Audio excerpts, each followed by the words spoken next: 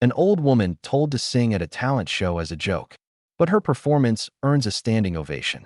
When TV producers selected Beatrice for America's Spotlight, hoping to create a comedic moment, they never expected what would happen.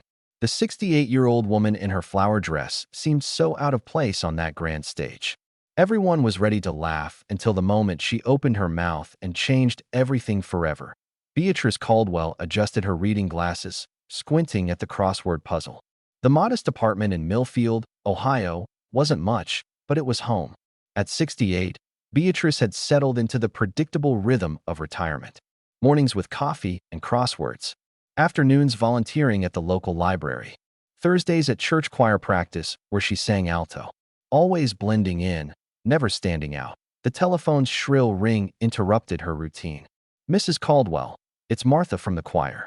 They're holding auditions for America's Spotlight next Tuesday." Beatrice chuckled. "Martha, you know those talent shows aren't for people like us." "Nonsense.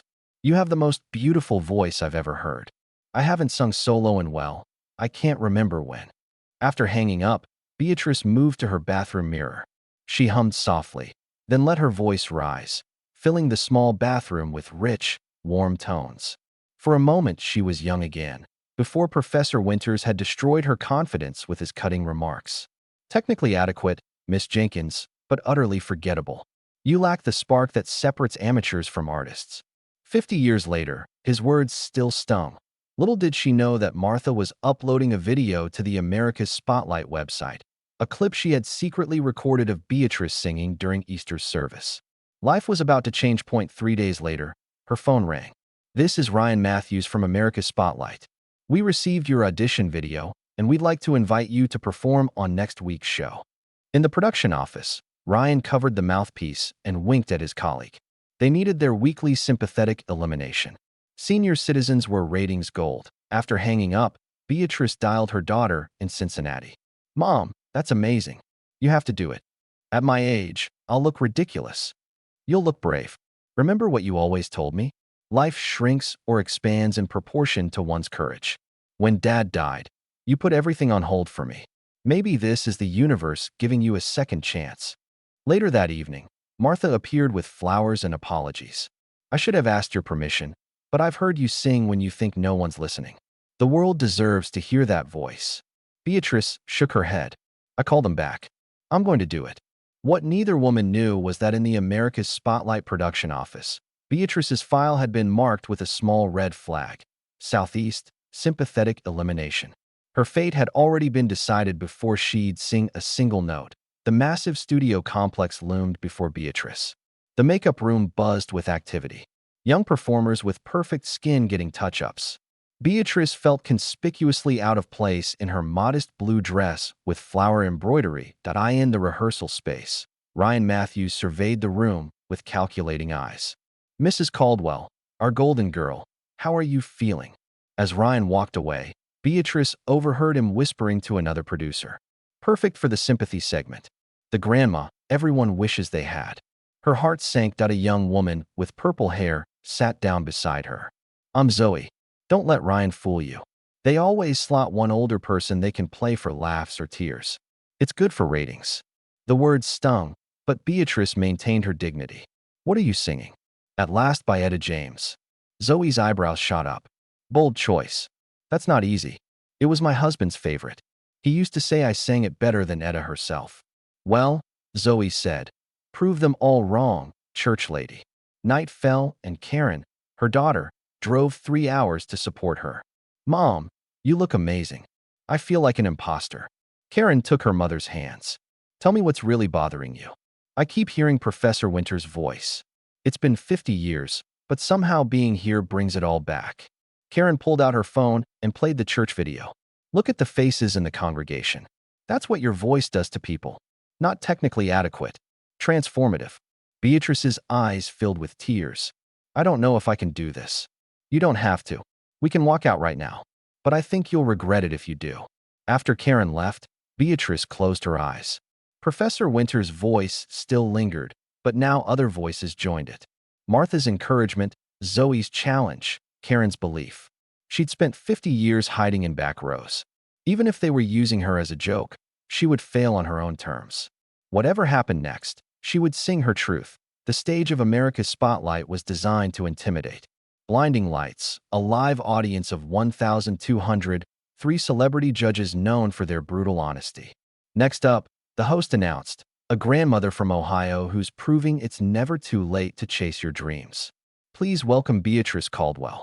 The audience clapped politely as Beatrice walked to center stage. She could sense the collective judgment. Good evening, Beatrice said, her voice barely a whisper. Someone in the audience tittered. Mrs. Caldwell, the lead judge spoke. Tell us about yourself. I'm Beatrice Caldwell, 68 years old from Millfield, Ohio. And what brings you to our stage tonight? She paused, considering the scripted answer. Instead, she said simply, my friend Martha recorded me singing in church and submitted it without telling me. Genuine laughter rippled through the audience. Well, let's see what Martha saw in you. What will you be performing? At Last by Etta James. The judges exchanged glances. The music began. Beatrice closed her eyes, letting the familiar melody wash over her. When she opened her eyes again, she wasn't seeing the audience or judges. She was seeing Richard, her late husband, the night they danced to this song at their wedding. At last, her voice emerged, tentative at first. In the control room, Ryan Matthews leaned forward. Get ready for the reaction shots. This should be good. But then something unexpected happened. Beatrice's voice opened up on the second line, rich and full of emotion, carrying decades of life experience in every note. The audience, primed for amusement, instead fell completely silent. Her voice soared, carrying all the passion of a woman who had loved and lost, who had weathered life's storms and emerged stronger. The final note hung in the air, perfect, transcendent. For 3 eternal seconds, silence reigned. The silence shattered as the audience erupted. It began with a single person in the front row who leapt to her feet. Like a wave, the standing ovation spread through the crowd until all 1,200 audience members were on their feet. Beatrice stood frozen. The applause continued, growing thunderous, punctuated by whistles and cheers that in the control room.